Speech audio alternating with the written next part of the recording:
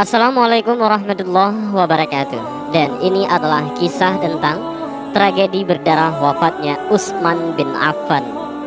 Di sisi kemuliaan Sayyidina Utsman bin Affan ternyata tersimpan tragedi yang memilukan, yaitu kisah detik-detik wafatnya beliau yang terzalimi. Abu Hurairah pun menangis mengingat wafatnya Sayyidina Utsman bin Affan. Terbayang di hadapannya apa yang diperbuat pemberontak terhadap Utsman bin Affan. Sebuah tragedi ini tercatat dalam lembaran sejarah Islam. Sayyidina Utsman bin Affan adalah sahabat Rasulullah Shallallahu Alaihi Wasallam yang mulia. Nasab beliau bertemu dengan nasab Rasulullah Shallallahu Alaihi Wasallam. Sayyidina Utsman lahir 6 tahun setelah tahun gajah. Beriman melalui tangan Abu Bakar As-Siddiq, Abdullah bin Abi Kuffah yang termasuk as-sabiqun al-awwalun.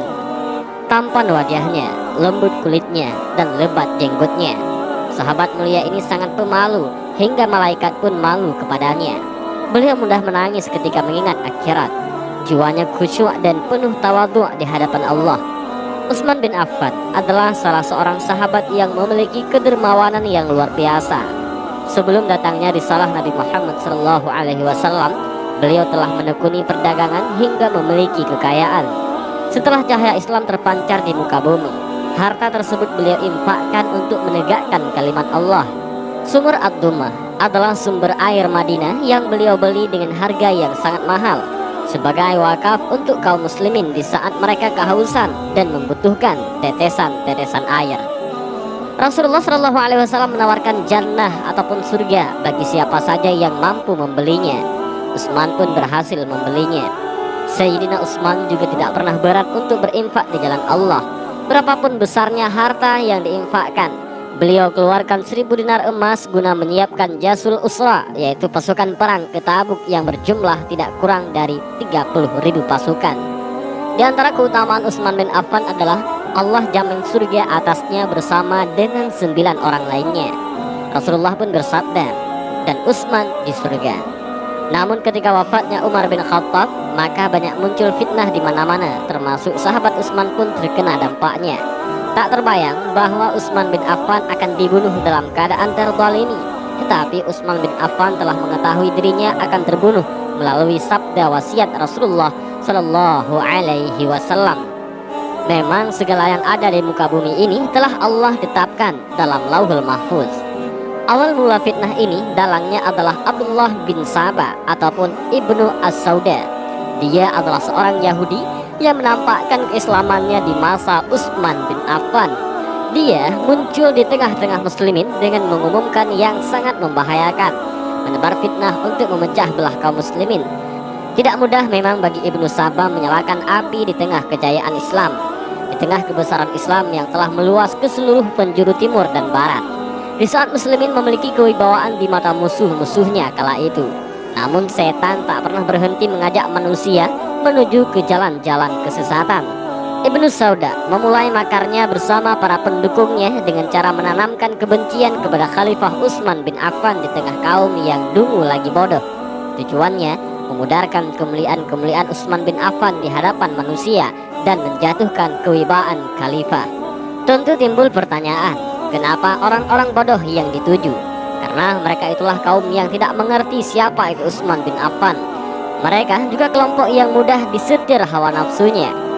Demikianlah gaya model pemberontak sebelum menggulingkan penguasa. Mereka sebarkan kejelekan pada orang-orang bodoh, membuat arus bawah yang sukar untuk dibendung. Mulailah para tukang fitnah membicarakan isu dan berita hoax tentang Utsman bin Affan, seperti fitnah aib Utsman bin Affan yang tidak mengikuti perang Badar. Utsman membuat dana khusus untuk unta untuk sedekah, hingga kisah surat palsu. Dari sinilah banyak orang yang membenci Utsman bin Affan dan ingin menggulingkannya, jabatannya, dan kursi kekhalifahannya, dan muncullah pemberontak. Para sahabat Utsman bin Affan sebenarnya mengusulkan untuk melakukan perlawanan, namun Khalifah Utsman bin Affan enggan karena teringat wasiat Rasulullah Shallallahu Alaihi Wasallam yang berbunyi, dan jika mereka pemberontak memaksamu untuk melepaskan pakaian yang Allah pakaikan kepadamu, yakni kekhalifahan, janganlah engkau lakukan. Beliau tak ingin menumpahkan darah kaum muslimin, namun berusaha menghadapinya dengan kesabaran.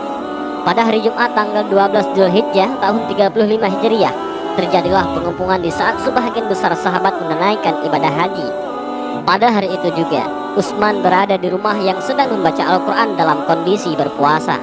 Ketika mengetahui ada pengepungan, maka Utsman memerintahkan untuk membuka pintu rumah dengan harapan para pengepung tidak berbuat sekehendak hati mereka ketika menyaksikan beliau beribadah kepada Allah Subhanahu wa Ta'ala, yakni membaca Al-Quran. Tetapi mereka ternyata orang yang telah keras hatinya. Dalam suasana pengepungan dan kekacauan, masuklah seseorang yang hendak membunuh khalifah. Orang ini datang dan menarik jenggot Utsman. Utsman dengan tenang hati berkata, "Jangan sentuh jenggotku, karena sesungguhnya ayahmu dulu menghormati jenggot ini." Kemudian pemberontak itu melepaskannya karena dia ingat bahwa bukan hanya ayahnya yang menghormatinya, tapi juga Rasulullah Shallallahu Alaihi Wasallam. Dan setiap orang yang menghormati Utsman, maka dia pun pergi meninggalkan Utsman. Lalu datanglah orang lain dari Bani Sadus. Dengan penuh keberingisan, dia cekik leher khalifah yang telah rapuh hingga sesak dada beliau dan terengah-engah nafas beliau. Lalu dia tebaskan pedang ke arah Utsman bin Affan. Namun Amirul Mukminin melindungi diri dari pedang dengan tangannya yang mulia hingga terputuslah tangannya dengan bercucuran darah. Saat itu Utsman berkata, "Demi Allah, tangan yang kau potong ini adalah tangan pertama yang mencatat surat-surat mufassal." Namun ucapan Sayyidina Utsman tidaklah dihiraukan.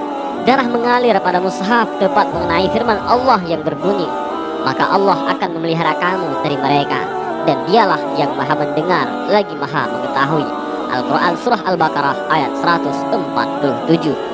Kemudian istrinya Naila berlari untuk melindungi Utsman. Namun bukan hanya itu saja, jari jemari Naila bintu Furafisa terpotong saat melindungi suaminya dari tebasan pedang kaum Mukha. Subhanallah, cermin kesetiaan istri salihah menghiasi tragedi berdarah di negeri Rasulullah Shallallahu Alaihi Wasallam. Kemudian mereka menusuk perut Utsman dengan pedang. Lalu salah satu pemberontak menerjang dada Utsman dan menusuknya sebanyak 6 kali. Dengan demikian wafatlah Khalifah Sayyidina Utsman di hari Jumat dalam usia 83 tahun. Pergilah manusia paling mulia saat itu menemui ridha Allah dan ampunannya menuju surganya Allah. Namun Allah benar-benar maha adil. Ternyata di akhir kehidupan pembunuh Utsman, mereka mendapatkan hukuman pedih dari Allah dengan dimatikan secara terhina.